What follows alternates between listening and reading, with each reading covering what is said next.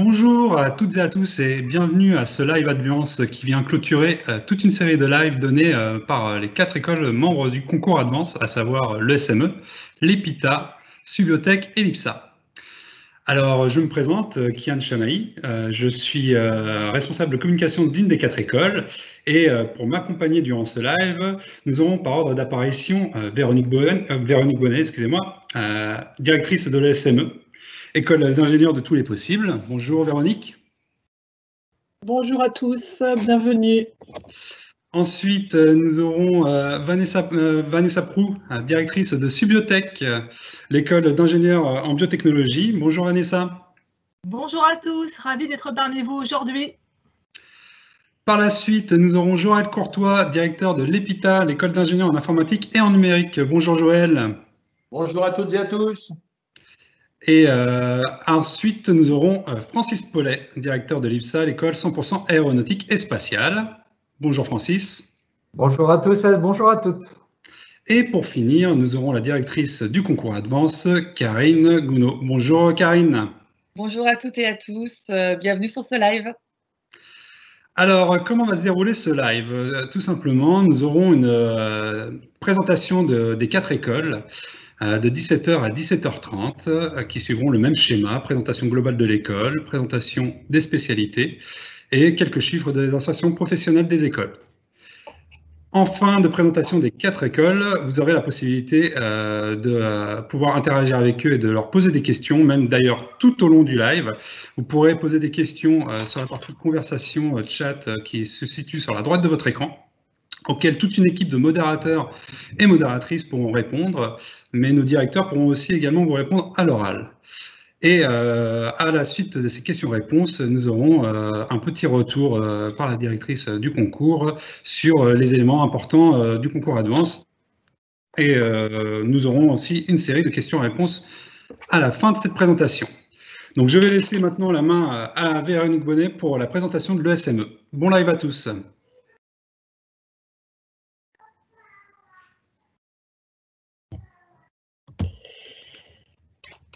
Donc rebonjour, Véronique Bonnet, donc directrice de l'ESME Sudria. Donc j'ai l'honneur de débuter cette présentation, sûrement parce que l'ESME Sudria est l'école généraliste du concours. On dit plutôt, et je vais expliquer pourquoi, école pluridisciplinaire.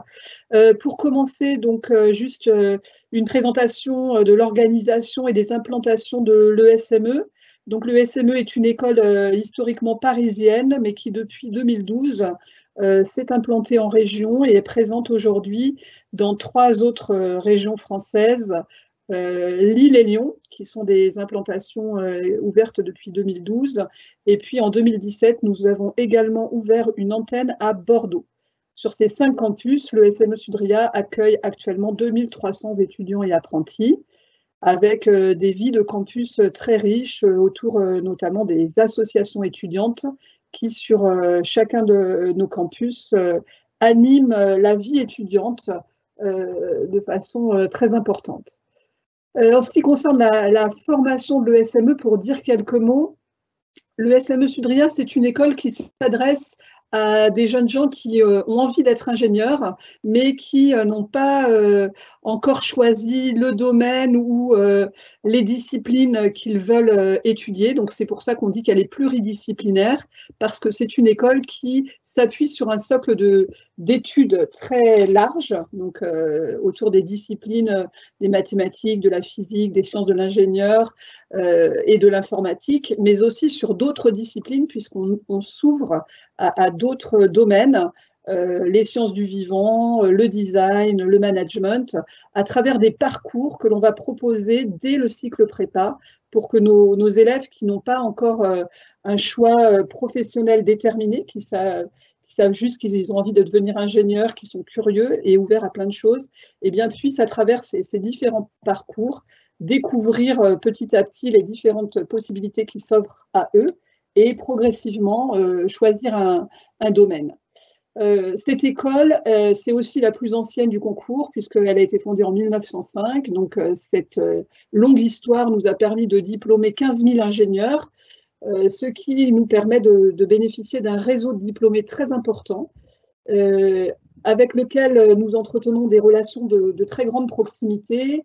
Et nous avons même, depuis une dizaine d'années, pu créer une fondation autour du triptyque école, association et donc fondation, ce qui nous permet de financer des projets et des bourses d'études. Donc une école qui a une longue histoire avec elle et un long savoir-faire en termes de formation.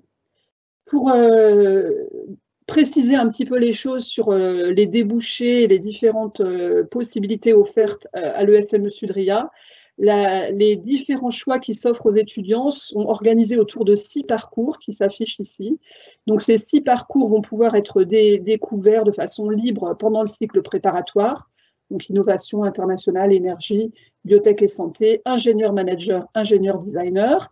Et puis quand on rentre dans le cycle ingénieur, donc là on choisit finalement un parcours qui va être celui dans lequel on se spécialisera. Et puis, sur les 2 dernières années d'études, on va choisir dans ce parcours une majeure. Donc, vous avez à l'écran la liste des 16 majeures qui sont proposées et qui sont les domaines d'expertise de l'école. Donc, je ne vais évidemment pas tous les nommer ici, mais ce qui explique le très large champ de débouchés de l'école vers tous les secteurs d'activité et autour de beaucoup de domaines scientifiques, de l'énergie, du numérique. Et même depuis cette année, on a ouvert 2 majeurs en biotech et santé. Ce parcours et cette offre de formation très large nous permet de bénéficier d'excellents taux et chiffres d'insertion professionnelle. Mais ça, je dirais, je pense que vous allez le voir aussi, c'est pas un miracle parce qu'aujourd'hui, la France manque d'ingénieurs. Donc, heureusement, tous nos diplômés trouvent un métier, un travail, et avec des conditions de rémunération qui sont très variables quand même en fonction des domaines d'activité, mais qui sont, donc les salaires qui sont affichés là sont les salaires 1 an après le diplôme, parce qu'il y a une progression salariale qui est très importante. Donc on voit que ce sont des salaires qui sont très attractifs. 3 mots pour dire pourquoi, qu'est-ce qui caractérise le diplômé ingénieur ESME. Pour moi, c'est 3 choses. C'est son ouverture, parce qu'à travers la formation, on a vraiment démultiplié les collaborations, les ouvertures vers d'autres secteurs, d'autres domaines et avec d'autres écoles. Donc, l'ingénieur ESME est reconnu pour sa capacité à travailler avec les autres dans un contexte international. C'est le sens des responsabilités. On travaille beaucoup sur le développement aujourd'hui de l'innovation responsable, parce que trouver des solutions pour faire avancer la société, c'est important, mais il faut être aujourd'hui en mesure d'intégrer tout l'impact environnemental des solutions qui sont développées par les ingénieurs. Donc, c'est une deuxième caractéristique très importante que l'on va transmettre à nos diplômés. Et puis enfin, par la polyvalence, par la multidisciplinarité, la capacité à s'adapter, à travailler dans plusieurs domaines, avec néanmoins une vraie expertise qui correspond au domaine de la majeure de fin d'études choisie par nos diplômés. Voilà pour la rapide présentation de l'ESME Sudria. J'espère que j'ai tenu le timing parce que voilà, on avait des consignes strictes. Donc, je vais maintenant céder la parole à ma consoeur Vanessa Prou, avec laquelle j'ai la joie de collaborer. Merci beaucoup Véronique pour cette transition. Donc rebonjour, je vais avoir le plaisir de vous parler de l'école Subiotech. Alors c'est la petite dernière du groupe, hein. L'école a été créée en 2004 parce qu'elle répondait à des besoins croissants dans les métiers d'ingénieur en biotechnologie. Les biotechnologies étant un domaine encore jeune mais en plein développement, puisqu'on a la chance d'avoir de plus en plus d'outils, de techniques pour valoriser le monde vivant à des fins utiles pour nous, l'homme. Donc, Subiotech, à la rentrée 2020, ce sera près de 1000 étudiants répartis sur 2 campus. Et oui, c'est une nouveauté pour nous. Nous nous implantons à Lyon dès le mois de septembre. Nous avons également un axe très fort sur l'international. Tout notre cycle ingénieur est enseigné en anglais. Et pour certains élèves, ils peuvent démarrer le cursus dès la classe préparatoire intégrée en anglais en rejoignant la classe anglophone, hein, qui est accessible d'ailleurs sur le concours Advance. Nous avons également le plaisir d'ouvrir le cycle ingénieur à l'apprentissage là également au mois de septembre. Au niveau de l'international, on peut aussi noter 2 autres temps forts dans le parcours, hein, avec une période d'immersion linguistique en fin de première année et un semestre international pour toute une promotion durant le cycle ingénieur. En parallèle des enseignements, nous avons aussi des moments forts avec des périodes en entreprise, avec un cumul de 12 mois de stage. Et enfin, pour finir sur la présentation générale de l'école, les Subiotech développent également ses propres laboratoires de recherche. Nous avons 4 gros pôles de recherche. Un premier pôle appelé CellTech, et nous travaillons sur les cellules souches. Un deuxième laboratoire concernant plutôt l'ingénierie en agroalimentaire, qui s'appelle le LRPIA. Un troisième laboratoire dédié à la bioinformatique et à la modélisation moléculaire. Et enfin, notre 4e pôle de recherche est plus axé sur les enjeux sociétaux des biotechnologies. Donc, c'est un laboratoire en sciences humaines et sociales. Maintenant, je vais développer un peu plus le cursus de Subiotech. Donc, Subiotech, comme mes confrères consoeurs, c'est une école post-bac, hein, avec un programme qui se déroule sur 5 années. C'est un seul et même diplôme d'ingénieur à la fin du cursus, donc diplôme d'ingénieur spécialisé en biotechnologie. Toutefois, nous visons à former des ingénieurs pour toutes les familles de métiers couvrant la chaîne de développement d'un produit ou d'un procédé innovant en biotechnologie. C'est-à-dire que nous pourrons former des ingénieurs aussi bien pour les laboratoires de recherche et développement que pour les fonctions concernant la mise en production, la transposition industrielle ou encore la mise en place de contrôle qualité. Mais nous formons également des profils pour des fonctions support et transverses, comme les fonctions du marketing, chef de produit ou du management des produits. En effet, dans les domaines très innovants et très technologiques, les ingénieurs sont également recherchés pour des métiers marketing et commerciaux, parce que justement, ils comprennent comment le produit ou le procédé a été élaboré et du coup, ils peuvent plus facilement dérouler un argumentaire scientifique et également présenter le produit par rapport à la concurrence. Maintenant, si je reviens du coup sur toutes ces familles de métiers d'ingénieurs qui sont ouvertes à nos élèves Subiotech, c'est possible grâce à la mise en place d'options durant le cycle ingénieur. Est-ce qu'on peut juste revenir en arrière, s'il vous plaît ? Je suis très bavarde sur l'école, donc des fois, c'est vrai que ce n'est pas évident de me suivre au niveau du déroulé des diapositives. Donc voilà, c'est durant le cycle ingénieur que les élèves vont pouvoir choisir des options majeures et mineures pour se doter de premières compétences spécifiques en vue des métiers qui les intéressent. Donc on a une première option qui s'appelle la majeure professionnelle et on va retrouver les 3 grandes familles de métiers dont j'ai parlé précédemment, la recherche et développement, ou bioproduction qualité, ou encore marketing management des produits. Et nous avons eu le plaisir d'ouvrir cette année, ma collègue Madame Bonnet en a parlé, nous avons ouvert 2 nouvelles majeures, donc en collaboration avec le SME Sudria, sur des métiers concernant plus la biomécanique robotique médicale ou la transformation numérique des biotechnologies. Donc pour ces 2 dernières majeures, en fait, les classes sont composées à la fois d'élèves Subiotech et d'élèves de l'ESME Sudria. Ces majeurs durent 2 ans, 4e et 5e année du cursus. Il en résulte que les stages du cycle ingénieur choisis par les élèves sont souvent en rapport du coup avec leur majeur. La deuxième option ouverte dans le cycle ingénieur est une option en lien avec un secteur d'activité concerné par les biotechnologies. En effet, il y en a plusieurs. Donc, parmi les principaux domaines touchés, on va retrouver évidemment le domaine très fort, et en ce moment on en parle beaucoup, de l'industrie pharmaceutique et de la santé. Mais on a également des débouchés biotech en agroalimentaire, en environnement, cosmétique ou encore en bioinformatique. Il est à noter aussi que Subiotech encourage la création d'entreprises, notamment pour les élèves qui souhaitent se lancer dans l'aventure. Et pour cela, on a mis en place un parcours entrepreneuriat durant le cycle ingénieur. Voilà, donc voilà pour les grandes lignes du cursus. Maintenant, je vais vous parler un petit peu plus de ce qu'on fait après Subiotech. Donc là, vous avez sous vos yeux les statistiques du coup de la dernière promotion, la promotion 2019. Alors, tout d'abord, la répartition par métier, la situation professionnelle. Donc, je tiens à préciser qu'elle est variable, c'est-à-dire qu'elle est promotion dépendante. Là, sur la promotion 2019, on peut constater qu'on a à peu près un équilibre entre le placement métier de recherche, bioproduction ou marketing. Mais on a eu des promos avec des dominantes prod et d'autres avec des dominantes recherche. Donc ça, c'est vraiment lié à la promotion, puisque c'est lié finalement aux vœux de carrière de nos diplômés. On a le plaisir de constater sur la promo 2019 qu'on a un peu plus de création d'entreprises que la moyenne, donc c'est un vrai plaisir. Et d'ailleurs, on les accompagne, nos entrepreneurs. Donc, les statistiques de placement sont bonnes, elles sont renouvelées tous les ans. En moyenne, 90% de nos anciens trouvent un premier emploi en moins de 6 mois. Alors, en ce qui concerne la fourchette de rémunération brute annuelle moyenne, à la sortie de Subiotech, on est aux alentours voilà, de 35 500 € bruts par an. Alors, c'est vrai que c'est une fourchette, hein, elle est un peu plus faible que chez mes consoeurs, confrères. C'est simplement parce que dans les biotechnologies, il y a énormément de start-up, de jeunes entreprises innovantes qui, en pleine croissance, ont besoin de recruter voilà, des jeunes ingénieurs. Mais au niveau des fourchettes de salaire, elles ne s'alignent pas sur les grands groupes. Par contre, il y a d'autres avantages à travailler dans les startups avec des intéressements et une polyvalence du métier, puisque les fonctions ne sont absolument pas cloisonnées dans les startups.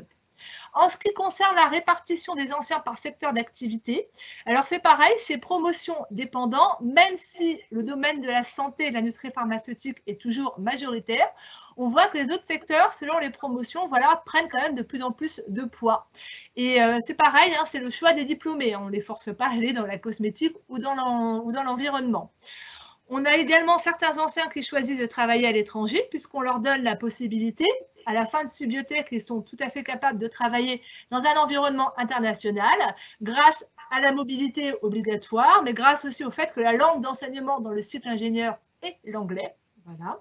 Enfin, à la sortie de Subiotech, on a un bon pourcentage d'anciens qui se lancent directement dans l'aventure de la vie professionnelle, mais certains ont envie de poursuivre leurs études, hein, c'est un choix personnel, soit pour approfondir leur expertise en recherche, et dans ces cas-là, ils vont préparer un doctorat avec un laboratoire partenaire et une université, hein, parce qu'à Subiotech, on s'arrête au diplôme d'ingénieur, on n'a pas d'école doctorale.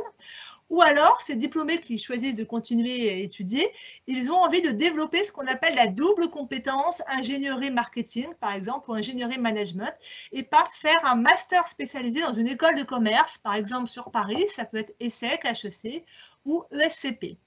Voilà à peu près les grandes lignes sur les débouchés après Subiotech. Il y a vraiment une multitude de métiers d'ingénieurs.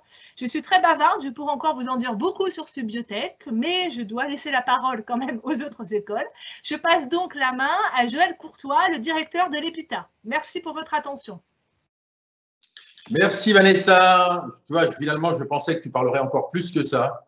Donc, je suis très heureusement surpris.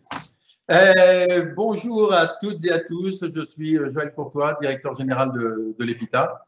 Donc, bienvenue sur ce live où nous allons faire cette petite présentation rapide sur l'école avant de répondre aussi à vos questions sur le concours. Alors, l'EPITA, c'est une école d'ingénieurs entièrement dédiée au métier du numérique et de l'informatique.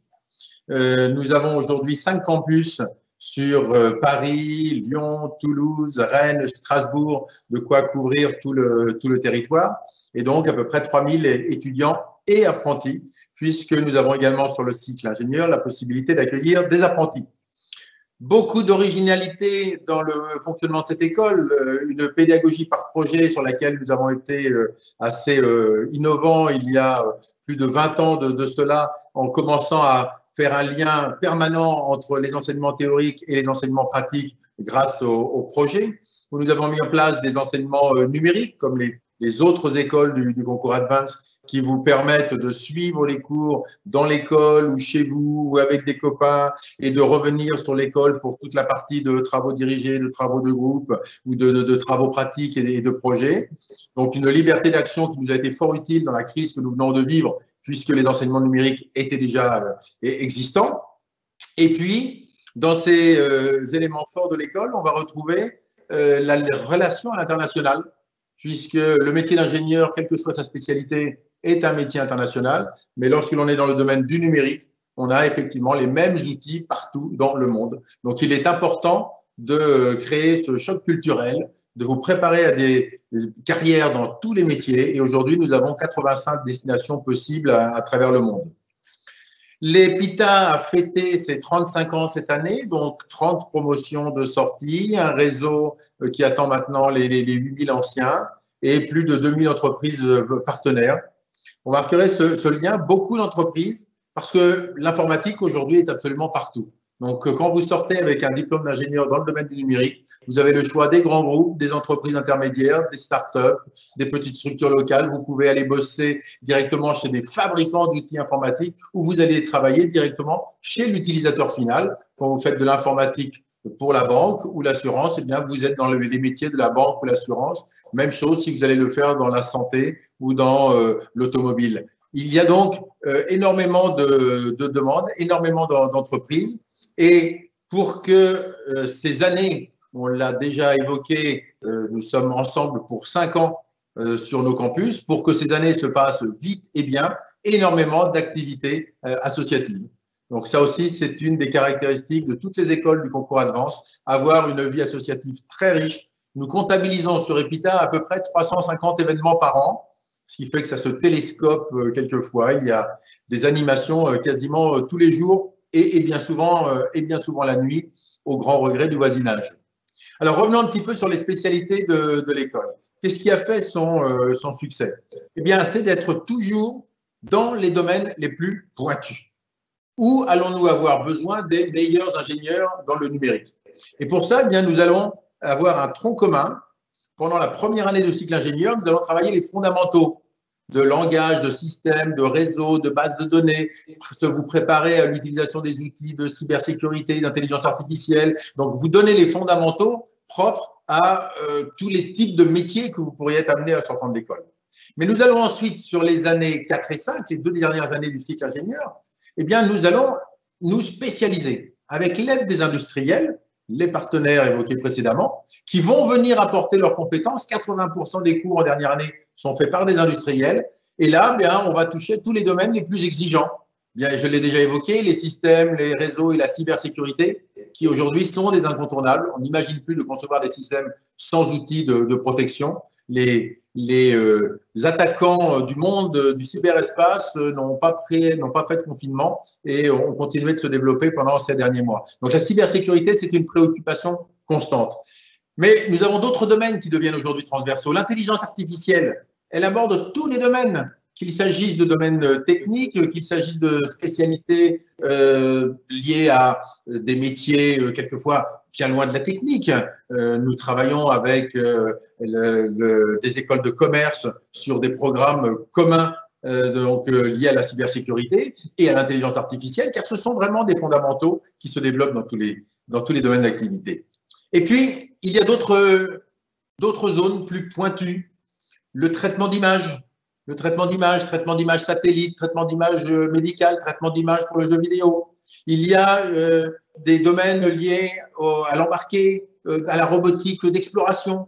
Comment faire des robots qui marchent, qui roulent, qui volent, qui plongent et qui vont ramener des données utilisables après à partir de leur analyse d'images ou bien à partir de composants ramenés à la surface et qui vont intégrer des systèmes de données beaucoup plus larges.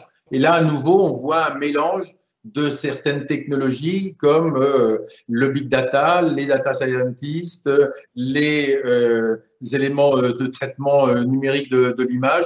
Tous ces éléments-là vont se combiner et vous faire des spécialités qui sont aujourd'hui l'attente des entreprises. C'est un peu ce leitmotiv d'être toujours dans l'attente de ce dont ont besoin les entreprises, de façon à former des ingénieurs qui soient exactement là où on les attend. Alors la conséquence, c'est qu'en placement, eh bien, à la sortie de ces majeurs, à la sortie de ces spécialités, à la sortie de ces laboratoires de recherche, puisque nous avons bien entendu des laboratoires de recherche où vous pouvez même rester avec nous ou partir dans une université partenaire pour un doctorat, eh bien, à l'issue de ce cycle, les entreprises vous attendent. Et elles vous attendent sur chacun des secteurs de spécialité que vous avez choisis dans vos majeurs, mais elles vont aussi se servir du tronc commun que vous avez suivi pour vous permettre d'évoluer dans votre carrière. Donc, bien évidemment, les sociétés de développement des technologies de l'information et de la communication, des bureaux d'études, mais on va aussi retrouver les utilisateurs finaux très fortement. J'ai parlé de la banque, de l'assurance, des transports, des télécommunications. Tous ces domaines-là s'arrachent les informaticiens. Donc, l'intégralité des diplômés va trouver son job dans ces 2 premiers mois. Aujourd'hui, 70 à 80% vont même signer leur contrat avant même d'avoir quitté l'école. Alors, les chiffres de la promotion 2020 vont peut-être être un peu différents vu la crise que nous vivons. Mais cette pression, elle est internationale. Il faut voir que nous avons l'un des plus forts taux de départ à l'étranger en premier job, parce que là aussi, c'est une caractéristique du numérique.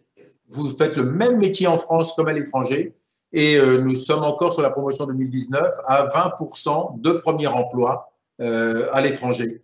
ce qui vous permet également d'avoir des salaires particulièrement attractifs si vous avez cette envie de partir découvrir de nouveaux horizons.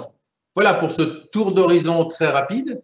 Et je pense que je vais passer la parole à la 4e école du concours Advance. Je vais passer la parole à son directeur Francis Paulet pour vous présenter l'IPSA. Francis, c'est à toi. Merci Joël, merci. Je suis toujours impressionné de voir ces présentations de belles écoles.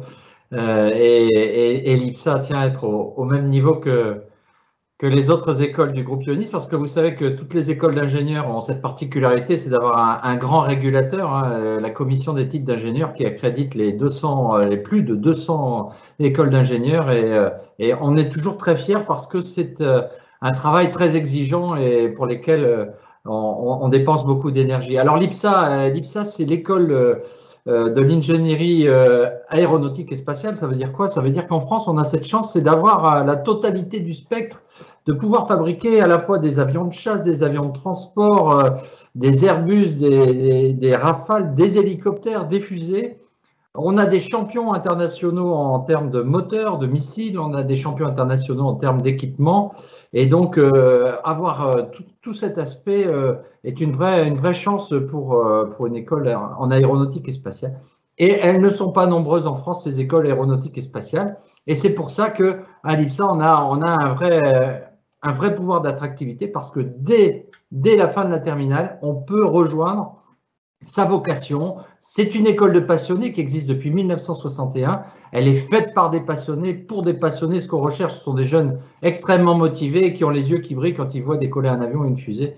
Et donc, ça nous donne beaucoup de réjouissance. Alors, nous avons trois campus, le principal étant à Paris, un très grand campus à Toulouse. On ne pouvait pas être absent de la ville rose, capitale d'Airbus. Et puis, on est en train de monter en puissance sur Lyon parce que là aussi, il se passe beaucoup de choses très intéressantes dans les domaines de la micromécanique. Et donc, là encore, c'est très intéressant. Évidemment, le spatial et l'aéronautique, ça attire les partenaires internationaux. Alors, l'anglais, c'est évidemment la langue de l'aéronautique, mais le savoir-faire français, qui est très particulier, intéresse beaucoup de pays. Et c'est pour ça qu'on a plus de 80 partenaires, universités partenaires, mais on ne prend pas n'importe quelle université, on prend vraiment des universités qui sont au top niveau en matière d'aéronautique et spatiale. Évidemment, des universités américaines, des universités britanniques, par exemple Cranfield, c'est l'université de McLaren, par exemple Salford, c'est une très belle université de Manchester, mais c'est également des universités au Brésil, parce qu'au Brésil, il y a Embraer, et puis évidemment les Russes, les Chinois, qui eux aussi ont des savoir-faire extrêmement intéressants pour l'ensemble de nos écoles. Et donc, ce petit monde de l'aéronautique et du spatial, eh bien, évidemment, en ce moment, ça vole un peu moins à cause du coronavirus, mais quand ça va repartir très fort. Pourquoi? Parce qu'il y a 10 000 avions en bon de commande. Même si ces commandes sont un petit peu repoussées à cause du virus, il n'y en a quasiment aucune d'annulée. Hein, à peine 2% des commandes ont été annulées. Et quand ça va repartir très fort et ça va repartir très vite. Et vous savez qu'on sortait d'une période de grande déficience en termes de ressources humaines. Eh bien, ça a permis aux différentes compagnies de faire le ménage dans leur flotte. Hein. Lufthansa arrête l'Airbus A340, qui est un vieil Airbus. Corsair arrête le Boeing 747. Air France met sur la touche l'Airbus A380, qui n'était pas tout à fait adapté à sa flotte, pour remplacer par des avions top niveau, Airbus A350 par exemple. Et donc tout ça, c'est énormément de travail pour nos ingénieurs. Et c'est pour ça que dans les majeurs, vous avez tout ce panel, alors réparti à la fois vers les véhicules, c'est-à-dire la structure de l'avion, la forme de l'avion, l'aérodynamique, mais également la propulsion, les moteurs. Et vous savez qu'avec ce qui se passe, l'énergie, les moteurs hybrides, les moteurs électriques, il y a tout à découvrir. Il va y avoir une rupture technologique, c'est extrêmement intéressant. Et de l'autre côté, vous avez ce qu'on appelle l'intelligence avion, c'est-à-dire ces ordinateurs qui font que nos commandes de vol électriques fonctionnent parfaitement, des systèmes extrêmement complexes, des transplexes extrêmement compliqués. Eh bien, tout ça, ça fait que dans nos majeurs, on retrouve à la fois les cellules, l'énergétique, le traitement de l'information, les systèmes aéronautiques. Et puis, on a ouvert récemment quelque chose d'un peu plus transverse, notamment le management de la production. La logistique 4.0 et l'usine 4.0 sont des choses extrêmement intéressantes. On a également développé un partenariat pour faire de l'ingénieur manager avec le management des grands projets industriels et notamment l'aspect financier. Enfin, à partir du moment où vous avez beaucoup d'ordinateurs dans un avion, à partir du moment où vous avez énormément de données, gestion des données, c'est une nouvelle option à l'IPSA et c'est également une option autour de la cybersécurité parce que ces systèmes méritent d'être totalement protégés. Alors, évidemment, dans le cadre de la situation actuelle, eh bien, on surveille évidemment l'ensemble des possibles répartitions et des partenaires entreprises pour savoir comment ça se passe. Eh bien, je peux vous garantir que les jeunes ingénieurs sont toujours aussi demandés. Pourquoi? Parce que la crise va peut-être durer une année, mais elle va s'arrêter et quand ça va s'arrêter, vous allez avoir une très très forte demande, notamment chez les stagiaires bien évidemment. À peu près 60% de nos jeunes trouvent une embauche au cours du stage final qui dure un semestre. Vous avez par exemple 43 stagiaires chez Safran, vous en avez 38 chez Thales, 28 chez Air France Industrie, 26 chez Capgemini. Donc ce sont des partenaires extrêmement importants pour nous, mais évidemment, vous avez également les startups qui sont très dynamiques avec, je vous l'ai dit, des choses extrêmement importantes à découvrir autour de l'avion électrique. Tout est à faire en ce domaine. C'est pourquoi, au bout de 2 mois, 100% de nos ingénieurs ont trouvé un premier emploi. Qui peut le plus, peut le moins. Si vous savez faire ça dans l'aéronautique, vous savez travailler dans le ferroviaire, vous savez travailler dans l'automobile, vous maîtrisez les systèmes et les automatismes. Et donc, ça vous amènera vers un salaire autour de 40 000 € annuels. Et puis, je voudrais terminer en mettant l'accent sur l'international. L'international, c'est vraiment une très, très grande force au sein de l'IPSA. Tous les étudiants font au moins un semestre et ils sont très nombreux. Nous avons 18 doubles diplômes avec les plus belles universités. J'avais déjà cité Cranfield et Salford, je rajouterai Tucson, Arizona. Voilà, des partenariats extrêmement solides. Je vais repasser la main à Karine Gounod qui a organisé ce live avec beaucoup de talent. Karine, je te passe la parole, merci.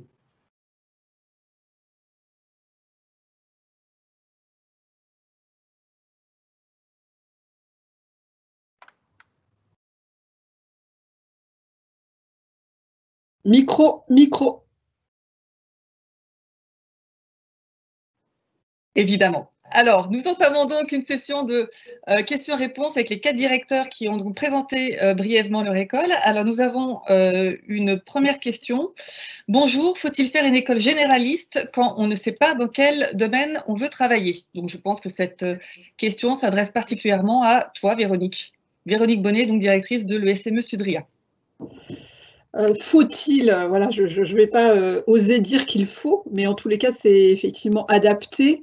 C'est plus particulièrement adapté à des profils comme le vôtre, c'est-à-dire que l'école généraliste, elle va avoir un champ disciplinaire plus large, proposer différentes expériences, permettre de tester des domaines, des disciplines, à travers des projets, à travers des stages, et on va avoir une orientation progressive au fil des 5 ans qui permettront d'affiner son choix. La majorité des élèves en terminale ne savent pas encore exactement ce qu'ils veulent faire, et ceux qui intègrent une école comme l'ESME Sudria, ce sont des élèves qui aiment bien les sciences en général, et pas particulièrement une science plutôt qu'une autre, et qui veulent garder encore le temps pour affiner leur projet, découvrir plus concrètement qu'est-ce que c'est qu'un ingénieur, quelles sont les différentes possibilités. Notre signature, c'est ingénieur de tous les possibles. Ça correspond à ces multiples choix qu'on va vous permettre de faire. Donc oui, si on n'est pas très fixé ni sur son projet professionnel, ni sur un choix de domaine scientifique, l'école généraliste, évidemment, est plus adaptée. Merci Véronique. J'ai une seconde question de la part de Pierre-Louis qui s'adresse plus particulièrement à Joël Courtois, donc concernant l'EPITA. Une différence existe-t-elle entre les différents campus de l'EPITA?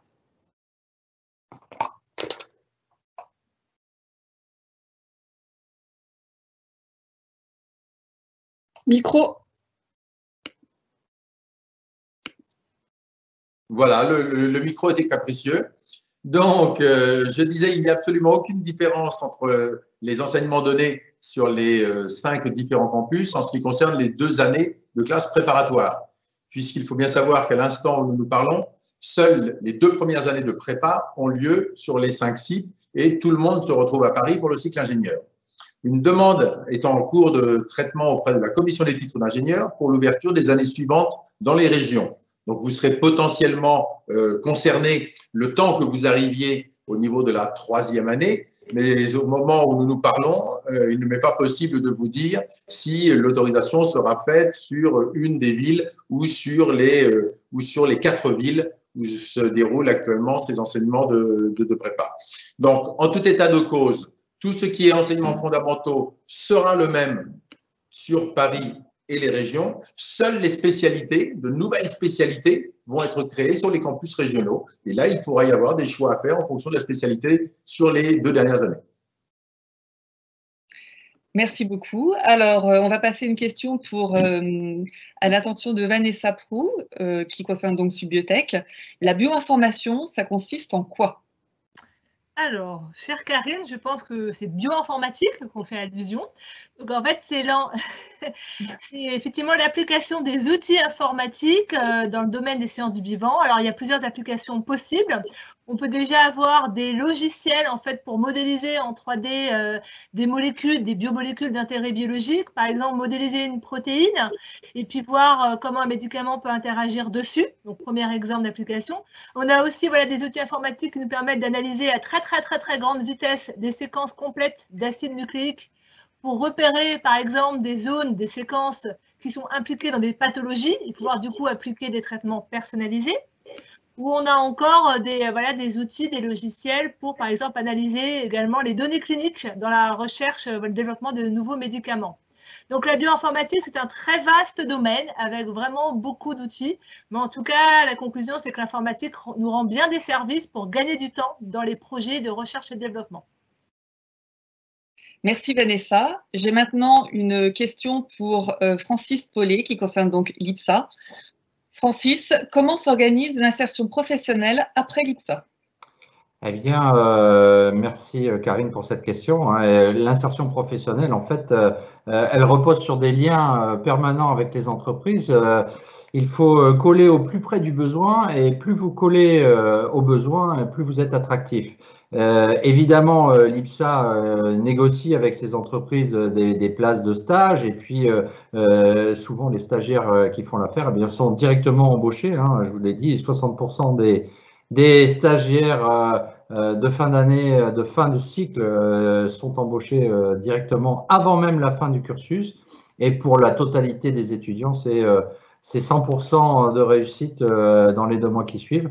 Et donc, nous avons un service très dynamique qui propose des stages avec Job Teaser, avec beaucoup d'animations, avec des forums qui regroupent parfois plus d'une centaine d'entreprises. Et puis, nous sommes présents sur les différents salons et évidemment, en termes de direction, je vais voir très souvent les DRH pour connaître leurs besoins, pour éventuellement adapter des programmes directement pour ces entreprises pour que mes jeunes soient en situation confortable. Merci Francis. Alors, il y a beaucoup de questions. Nous avons pris d'ores et déjà un léger retard. Je vais passer à la partie concours Advance. Je vais tâcher d'être brève. Mais rassurez-vous, de toute façon, on repasse juste après cette très courte présentation à une session de questions-réponses avec l'ensemble des directeurs. Voilà, alors je tiens juste à faire un petit point justement sur le concours, car nous sommes à quelques jours d'une étape clé, les fameux résultats Parcoursup. Je vais donc en profiter pour faire un rapide point sur où nous en sommes au niveau du concours et sur vos admissions. Alors, qu'est-ce qui s'est passé en avril? Les jurys ont examiné vos dossiers un à un. Ils se sont ensuite réunis début mai pour déterminer les classements, ceux qui nous permettent de vous faire des propositions d'admission via Parcoursup. Donc ça y est, ces classements ont été remontés à Parcoursup en début de semaine. Il ne vous reste donc plus qu'à patienter quelques jours pour les avoir. Je pense que vous avez tous la date en tête, le 19 mai, c'est-à-dire mardi. Et là, ça sera à vous de jouer. Alors, je voudrais revenir très rapidement sur un point. On a eu beaucoup de questions sur les nouvelles modalités du concours et on en a encore. C'est pour ça que je trouve utile de revenir sur ce point. Donc, je ne vais pas revenir par contre sur le contexte qui nous a conduit à annuler les épreuves orales et écrites. Mais une fois cela décidé, on s'est trouvé face à un gros point d'interrogation. Comment vous évaluer en restant conforme aux grands principes du concours Advance, les principes qui nous tiennent à cœur. Donc, on a conservé, bien entendu, une partie notes académiques commune à toutes les écoles du concours, parce que vous en doutez bien, pour intégrer une de nos écoles d'ingénieurs, un niveau solide, principalement dans les matières scientifiques, est nécessaire. Donc ça, ce n'est pas une grande surprise. Cette note existait déjà, on n'a rien changé à ce niveau-là. On aurait pu en rester à un simple examen des notes de dossier, mais il nous aurait manqué quelque chose qui nous semble clé. Votre profil, votre motivation, savoir qui vous êtes et pourquoi vous présentez le concours. Tout ce qui nous aide à mieux cerner votre personnalité et qu'on faisait lors des oraux, justement, qui ont été malheureusement annulés. Donc, c'est tout donc cet aspect humain qu'on regardait. Parce qu'on regardait notamment lors des épreuves de maths et d'anglais, au-delà de la note, on regardait également vos capacités, par exemple les capacités de raisonnement, la méthodologie. Et surtout, on avait énormément d'échanges avec vous lors de l'oral de motivation. Il nous a donc fallu trouver un moyen de trouver comment justement mieux vous cerner. Alors, on a créé une note aptitude et motivation. Votre dossier Parcoursup ne contient pas que des notes, il y figure plein de données d'ordre plus qualitatif qui nous ont permis de mieux vous cerner. Alors pour le volet aptitude, on s'est basé sur la fiche à venir, on y trouve vos notes de terminale avec un indicateur important, le niveau de la classe, et également des éléments concernant vos méthodes de travail, votre autonomie, votre capacité à vous investir, ce genre de choses. Ça nous a permis d'attribuer des notes communes à toutes les écoles, mais chaque école y a appliqué ses propres coefficients. Alors, inutile de vous dire que le mois d'avril a été très très intense pour les jurys, qui ont donc consulté vos dossiers un à un. Et on a plusieurs milliers de dossiers. Ensuite, on a également passé, donc c'est une note aptitude et motivation. Il y a donc un volet motivation qui est important.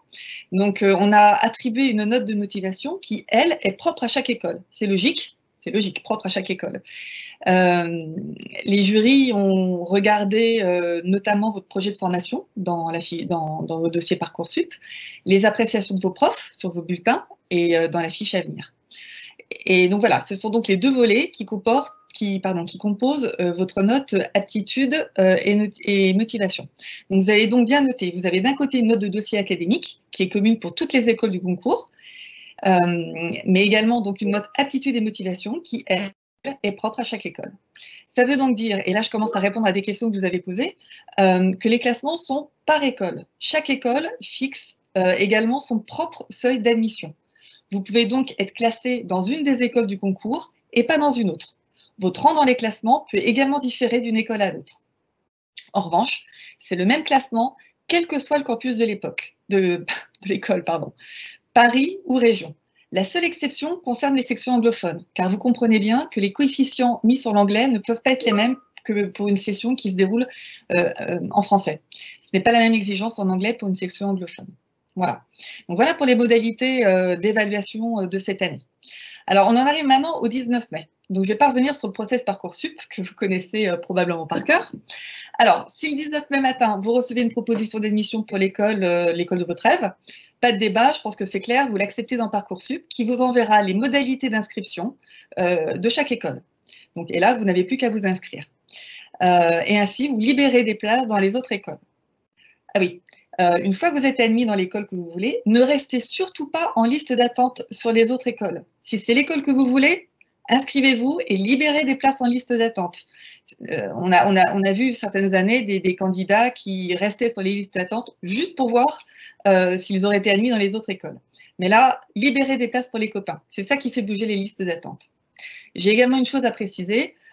Pour toutes nos écoles, l'inscription se fait en ligne. L'inscription est totalement dématérialisée. Et encore une fois, c'est Parcoursup qui vous enverra les liens d'inscription et toute la procédure. En revanche, il se peut que vous ne soyez pas admis dès le premier jour, que vous soyez en liste d'attente pour l'école que vous rêvez vraiment d'intégrer. Et là, je comprends que va commencer une période qui peut être stressante, qui va être stressante, certainement. Mais il n'y a qu'une chose à faire, c'est patienter. Il faut y croire jusqu'au bout. Donc si j'ai un message, c'est Ne vous précipitez pas sur la première école qui vous dit oui, sauf si c'est bien sûr l'école que vous voulez absolument. Il faut attendre. Attendez de voir comment vont évoluer les listes d'attente, car elles vont évoluer. Chaque candidat a fait plusieurs vœux et plusieurs sous-vœux, avec des préférences différentes, et il se trouve devant vous, peut-être dans les classements. Certains candidats vont même intégrer une école hors Parcoursup, donc des places vont se libérer, forcément. Alors ça peut aller très vite. Certains jours, vous allez remonter énormément dans les listes d'attente. À d'autres périodes, ça va stagner. Il y a notamment des points d'étape dans Parcoursup qui vont permettre de faire accélérer les choses. Et puis il y a des périodes où il ne se passe rien parce que tout le monde a du temps pour répondre. Donc ça va vraiment être par vague. Et c'est là où il ne faut pas vous décourager. Ce n'est pas parce que cela fait longtemps que vous n'avez pas bougé dans une liste d'attente que vous ne bougerez plus. On a l'expérience des listes d'attente et croyez-moi, pour certaines écoles, elles évoluent et jusqu'au dernier jour de la phase d'admission. Alors en revanche, rien ne vous empêche en parallèle d'accepter la proposition d'une école qui vous plaît moins et de rester en liste d'attente pour une école qui vous plaît plus. Cela vous permet de sécuriser une place quelque part, au cas où. Ça signifie, j'accepte vos propositions, mais je me réserve le droit de l'annuler si je reçois une proposition d'une école que je préfère. Ça veut également dire, et ça c'est vraiment important, que vous n'avez pas à vous inscrire dans cette école. C'est en quelque sorte une option. Donc vous n'avez pas à vous inscrire dans une école de second choix. D'accord ? Si vous avez maintenu d'autres écoles en liste d'attente. Et l'école est obligée de vous garder une place. Vous ne risquez pas de la perdre. D'accord ?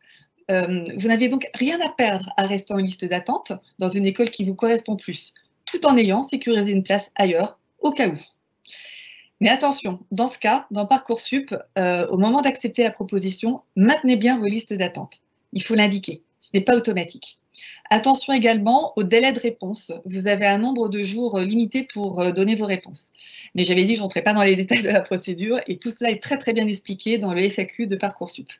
Alors je sais bien que pour certains, l'attente sera longue et la tentation d'accepter définitivement la proposition d'une école tentante.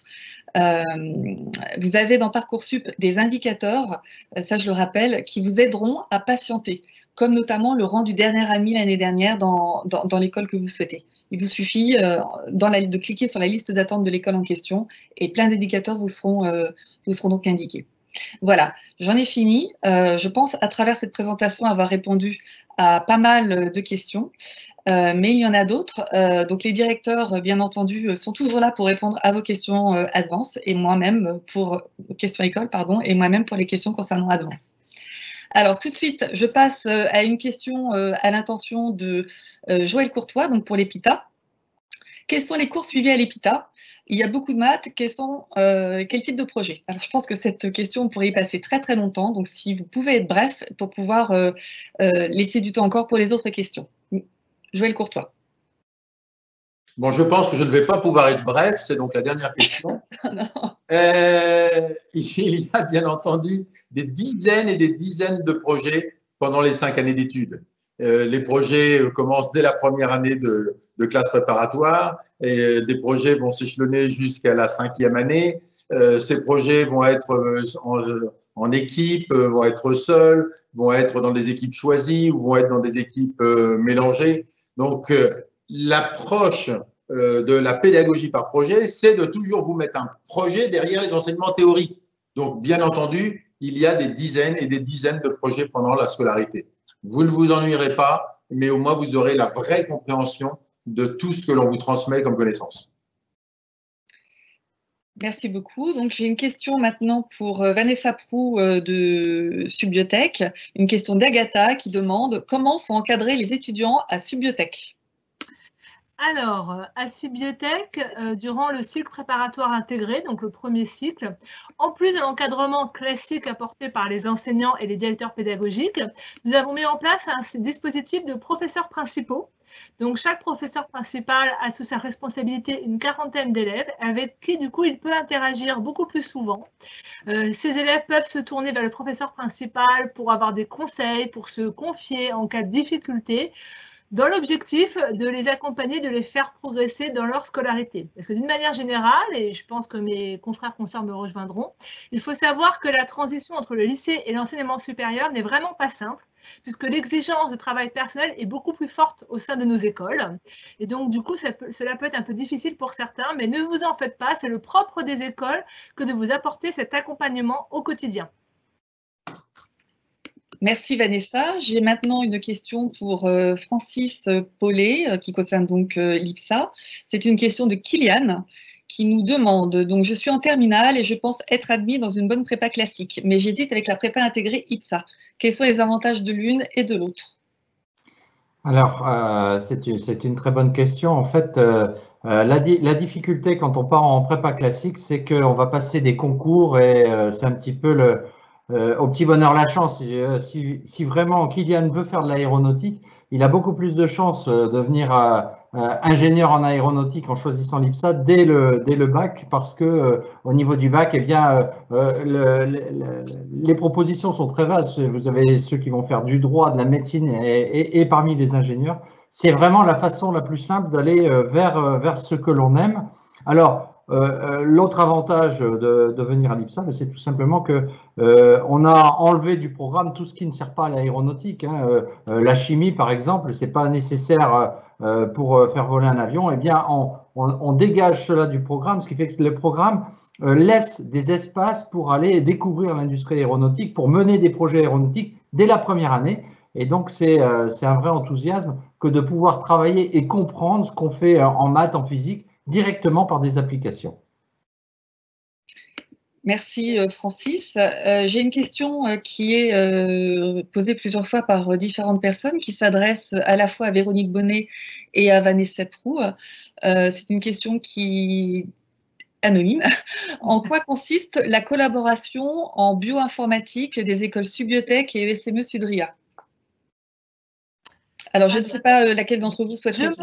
Je me lance, si tu veux, Véronique, et après tu pourras compléter. Donc, je pense que la question porte effectivement sur la majeure biotech numérique que nous avons évoquée toutes les deux. Donc, cette majeure, en fait, consiste à rassembler des élèves des deux écoles et à leur transmettre un certain nombre de modules d'enseignement commun, même si chaque élève sera diplômé de l'école d'origine. Et donc, ces enseignements concernent vraiment la transformation numérique que nous vivons actuellement.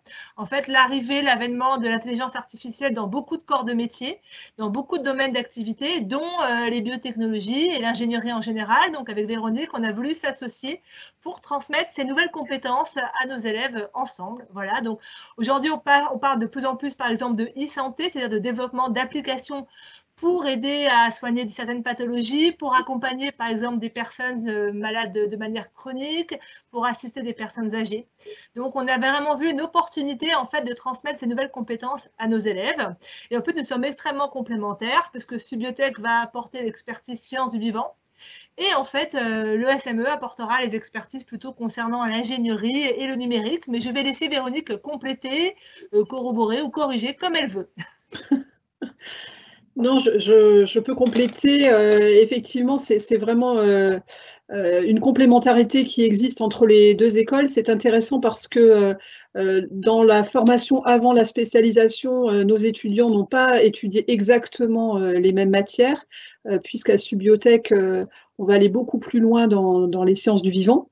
Dans la connaissance, par exemple, si on parle de traitement d'image médicale, eh bien, les étudiants de l'ESME acquièrent des compétences fortes sur l'aspect numérique du traitement du signal, mathématiques et informatique. Mais l'image médicale, pour être interprétée, nécessite aussi de connaître la constitution des organes, des connaissances plus en sciences du vivant. Et c'est en mixant nos élèves dans des groupes qu'on permet de transmettre les compétences des uns aux autres. Et ce qui me semble aussi très intéressant dans ces collaborations, c'est qu'elles préparent aussi nos élèves justement à travailler avec des gens qui n'ont pas fait la même formation qu'eux. Et ça, c'est ce qui attend tous les ingénieurs dans leur vie professionnelle. Et c'est ce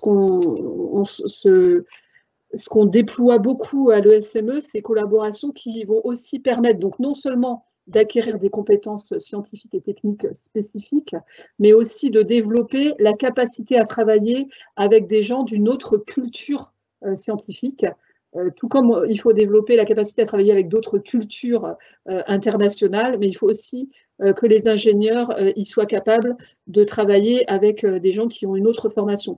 Et je dirais aussi que je pense que les sciences du vivant en général vont devoir intéresser tous les ingénieurs dans l'avenir, parce que la nature a besoin qu'on la préserve, et les ingénieurs ont consommé beaucoup de ressources naturelles, hein, et aujourd'hui, tous les ingénieurs doivent se poser la question de l'impact de ce qu'ils développent sur l'environnement. Et le fait de travailler et de connaître les principes du vivant peut donner des solutions innovantes. Donc cette collaboration entre le SME Sudria et Subiotech, c'est vraiment une très grande richesse, je pense, pour nos deux écoles. Merci Véronique. Alors j'ai une question qui s'adresse, qui arrive de manière récurrente pour toutes les écoles. C'est l'aspect financement. Donc, si je peux résumer toutes les questions, c'est est-ce qu'il y a des aides? Quel partenariat avez-vous pour justement aider les étudiants à financer leurs études? On me propose de faire un rapide tour de chaque école. Écoutez, on va commencer peut-être par Vanessa pour Subiotech. D'accord, très bien. Je vais essayer de ne pas tout dire parce que je sais qu'on a des dispositifs communs avec les autres écoles. Donc, il est vrai que du coup, les frais de scolarité en fait permettent de couvrir nos frais de fonctionnement. Nous avons beau être des écoles reconnues par l'État et reconnues par la CTI, nous sommes autonomes dans nos financements. Donc, du coup, il faut savoir qu'il y a plusieurs solutions quand même pour accompagner le financement de ces études. Par exemple, des paiements en plusieurs fois, des échéanciers en 4 fois ou 10 fois, des partenariats avec des banques pour avoir des prêts étudiants à des taux privilégiés. Les bourses notamment du Crous, nous sommes tous habilités à recevoir des élèves boursiers du Crous. Et enfin, au cours de nos scolarités, on a tous des périodes de stage et au-delà de 2 mois, et c'est le cas, nous avons tous des stages de plus de 2 mois à partir du cycle ingénieur. Les stages sont rémunérés, c'est une obligation par la loi française. Et du coup, cela peut aider également au financement des études. En tout cas, avant de passer la parole aux autres écoles pour qu'elles complètent, je dirais qu'on ne laisse jamais un élève en difficulté quand il a un problème pour financer ses études. On se voit, on se rencontre et ensemble, on cherche à trouver une solution pour ne pas qu'il rate l'école peut-être de ses rêves à cause d'un problème de financement. Voilà, mais je vais laisser mes collègues compléter. Alors, qui veut prendre la parole? Bon, je peux dire un mot, mais Joël Courtois, je peux dire un mot, même si Vanessa a déjà présenté beaucoup d'éléments. Je rajouterais juste que, vous l'avez compris dans la présentation des écoles, nous sommes toutes des écoles extrêmement pratiques, des écoles de terrain, où nous avons des projets, de la réalisation. Ça veut dire que lorsque l'on part en stage, eh bien, on part sur de très beaux stages, des stages qui peuvent être très bien rémunérés et réaliser une très forte contribution au financement de la scolarité. Donc, si vous combinez toutes les approches qui vous ont été données, d'aide, de bourse, de financement par les stages, par les travaux en junior entreprise, qui sont aussi très importants, eh bien, on arrive à des solutions qui vous permettent de financer 3, 4, 5 ans, et il n'y a pas de véritable problème. On a cette chance d'être à la fois des écoles privées et payantes, comme l'a dit Vanessa, parce que nous n'avons aucun soutien de l'État, et malgré tout d'être ouvert à tous les publics, puisque lorsque nous regardons les catégories socio-professionnelles des parents de nos élèves, ce sont à peu près les mêmes que ceux de l'université juste à côté de chez nous, qui elle est une université gratuite. Donc nous avons cette chance d'avoir des métiers opérationnels, en demande et avec de très belles rémunérations. Peut-être juste pour compléter, à l'ESME, on a un avantage, j'allais dire petit, mais il n'est pas petit, mais qui est dû à notre grand âge, à notre longue histoire et à notre réseau de diplômés. Donc le réseau des diplômés s'est mobilisé il y a une dizaine d'années, je le disais en préambule, pour créer une fondation. Et cette fondation est financée donc par les diplômés, mais aussi par des grandes entreprises, notamment Vinci Énergie et Engie Énergie, puisque le domaine de l'énergie est un domaine vraiment très important en débouché pour le SME. Et donc, cette fondation nous permet d'accorder une trentaine de bourses par an. Voilà. Donc, c'est un complément, en plus de tout ce qui vient d'être dit, dont on a la chance de bénéficier grâce à ce réseau et à cette fondation. Et comme quoi on est complémentaires, parce que moi je voudrais ajouter un petit point sur l'international, parce que souvent ça fait peur aussi. Et vous pouvez, si vous avez des tout petits budgets, vous pouvez demander aux différentes administrations de pouvoir rejoindre un pays où avec 1000 euros par mois, on vit comme un prince. Donc, et bien souvent, la vie est moins onéreuse qu'à Paris, et donc ça ne pose généralement aucun problème de rejoindre des universités prestigieuses pendant les semestres d'échange. Merci Francis. Je vais en profiter pour te poser une question qui te concerne, une question de Kylian, qui nous demande pourquoi l'IPSA, quels sont vos atouts par rapport à vos concurrents? Alors, nos atouts par rapport à nos concurrents, d'abord, on a des points communs, c'est qu'on a nos accréditations qui sont très très belles, hein, et dont on est très fiers. Nos atouts, c'est que on a la possibilité, en venant à l'IPSA, c'est de rejoindre le métier que l'on aime, hein, les métiers autour de l'aérien, mais c'est également, je dirais une façon d'accompagner les étudiants. C'est à la fois l'exigence, parce que c'est un métier qui exige de la robustesse sur les maths et la physique, de l'innovation, mais également beaucoup de bienveillance. Donc nous avons fait le choix de beaucoup accompagner nos étudiants. Alors, eh bien, je pars du principe que même dans le bas de classement, eh bien, on a des talents, et tout le monde sort avec ce diplôme, soit en étant accompagné. Et puis, si on est dans le haut du classement, eh bien, on a cette possibilité de faire des doubles diplômes. Et nous, on va pousser aussi nos jeunes les plus brillants à avoir des doubles diplômes ou faire des formations complémentaires avec des doubles diplômes. Par exemple, si vous êtes ingénieur français et qu'en plus vous avez un Master of Science de Tucson, Arizona, je peux vous garantir que c'est extrêmement prisé par les entreprises. Merci Francis. J'ai une question maintenant pour Joël Courtois. Bonjour, c'est une question de Tejas. Bonjour, je voudrais faire de la cybersécurité. Il y a combien de places? Oula, il y a cette année une 60aine d'étudiants dans la majeure cybersécurité, mais nous adaptons la volumétrie des spécialités en fonction de la demande des étudiants. Vous choisissez vos majeurs à la fin de la première année d'ingénieur, au moment où vous partez faire un stage. Donc, ça nous laisse une période de 6 mois pour nous adapter aux demandes de l'année. Vous savez, il y a des phénomènes de mode chez les étudiants. Une année donnée, il va y avoir énormément de demandes sur une spécialité, puis ça va changer l'année suivante. Donc, nous avons ce laps de temps pour nous adapter, de façon à ce que chacun ait son premier ou son deuxième vœu dans la liste des spécialités qu'il a choisies à la fin de sa première année d'ingénieur. Merci. Une question pour Vanessa Prou maintenant concernant Subbiotech. Comment sont encadrés les étudiants à Subbiotech? Alors, il me semblait avoir eu déjà une question similaire tout à l'heure, mais c'est pas grave, je vais reprendre en parlant d'encadrement et de l'accompagnement.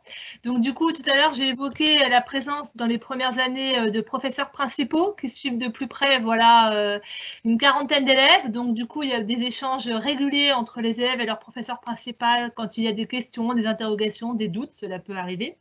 Mais cet encadrement, en fait, se poursuit sur l'ensemble du cursus avec les enseignants permanents et la direction pédagogique, notamment par exemple, pour la recherche de stage, les élèves sont accompagnés par le service des relations entreprises avec des ateliers de préparation professionnelle, la diffusion d'offres de stage dédiées, ou encore pour la préparation du semestre international. Là, les élèves sont accompagnés par le service des relations internationales avec la diffusion d'un guide qui présente les modalités de départ, de destination, et également l'organisation d'une semaine internationale où nos partenaires universitaires viennent présenter en direct les programmes. Voilà un aperçu de ce que l'on propose, mais d'une manière générale, les écoles mettent vraiment un point d'honneur à suivre de très près leurs élèves et à les accompagner pour la réussite de leurs études. Merci Vanessa. J'ai maintenant une question pour Véronique Bonnet concernant donc le SME Sudria. Véronique, le parcours designer est-il disponible sur Lyon? Excusez-moi, je viens de faire une bêtise avec ma caméra. Oui, le parcours, tous les parcours, les 6 parcours que nous proposons sont disponibles sur tous nos campus. Donc, il n'y a pas de… C'est comme pour les écoles, toutes nos écoles multicampus proposent la même chose sur tous leurs campus. C'est aussi le cas pour le SME Sudria. Donc, en prépa, nous proposons 6 parcours différents, dont le parcours ingénieur-designer que nous allons proposé en collaboration avec une autre école de notre groupe qui s'appelle IARTSUP et qui sera proposé à Lyon, comme à Bordeaux, comme à Lille et comme à Paris. Merci Véronique. Alors l'heure passe, on a légèrement dépassé. Je propose de poser une dernière question qui concerne toutes les écoles et qui vous permettra en plus de continuer à leur poser des questions. Alors bonjour, est-ce que le SME Sudria est la seule école à proposer des rendez-vous vidéo à partir du 19 mai? Alors, je vais laisser la parole à Véronique Bonnet puisque la question s'adresse, pour qu'elle explique en fait ce qu'elle propose et laisser ensuite la parole à chacun des directeurs pour expliquer ce qui a été mis en place dans chacune des écoles. Véronique. Oui, en effet. Donc, d'habitude, quand on n'est pas confiné derrière notre webcam, au lendemain des résultats de Parcoursup, on propose une journée porte ouverte pour permettre aux étudiants de venir à l'école et de choisir vraiment en connaissance de cause l'école qui leur convient. Et donc, face à notre impossibilité d'organiser cette journée porte ouverte, on a choisi à l'ESME de mobiliser les mêmes équipes en fait, qui d'habitude reçoivent les élèves sur les journées porte ouvertes, c'est-à-dire les professeurs, les encadrants. Éventuellement, même si vous souhaitez, on peut organiser des rencontres avec des étudiants et sous la forme de rendez-vous de 20 minutes. On a mis en place un système sur notre site internet, donc ça s'appelle Rendez-vous personnalisé Parcoursup. Vous cliquez, vous avez une liste déroulante qui vous propose la personne avec qui vous voulez prendre rendez-vous, enfin pas la personne, mais le type de personne en particulier. Est-ce que vous voulez quelqu'un du campus de Lille, de Lyon, de Paris ou de Bordeaux? Et puis après, en fonction de ce que vous avez cliqué, vous avez des propositions de créneaux horaires. Et donc vous choisissez un créneau horaire, donc ça va durer 20 minutes. Et au créneau que vous aurez choisi, vous allez être mis en relation en vidéo avec une personne du campus que vous avez choisi, ce qui vous permet de poser toutes les questions que vous auriez éventuellement à nous poser pour pouvoir choisir votre école ou poser des questions sur votre position à liste d'attente, enfin tout ce que vous voulez par rapport aux résultats de Parcoursup. Et on a proposé 800 créneaux de rendez-vous à partir du 19 mai au soir. Merci Véronique. Donc, je propose de faire le tour des différentes écoles. Francis, Paulet, pour l'IPSA, avez-vous mis en place un dispositif ou comment ça se passe? Évidemment, on va répondre à toutes les questions parce que c'est très important de faire les bons choix. Donc, on aura des rendez-vous à compter du 19 du fatidique 19 mai, je dirais. Et donc, on aura la possibilité d'avoir des rendez-vous soit en ligne, soit directement sur place, parce que c'est possible si les règles de distanciation sont bien respectées. Donc, on aura des rendez-vous sur Lyon, Paris, Toulouse, et puis on aura des rendez-vous en ligne à compter du 19 au soir également pour répondre à toutes les questions. Mais je rappelle que, comme pour les 4 écoles, on est disponible tout le temps pour répondre à vos questions. Vous trouverez toutes les bons numéros de téléphone et toutes les bonnes adresses sur les sites internet où on répond avec grand plaisir à toutes vos interrogations. On peut peut-être passer maintenant la parole à Vanessa Prou pour Subiotech. Oui, merci Karine. Donc effectivement, comme mes confrères consoeurs, on va aussi proposer des rendez-vous, c'est-à-dire passer le 19 mai, il y aura certainement beaucoup de questions, besoin de précision sur les modalités d'inscription, peut-être pour accompagner une décision finale.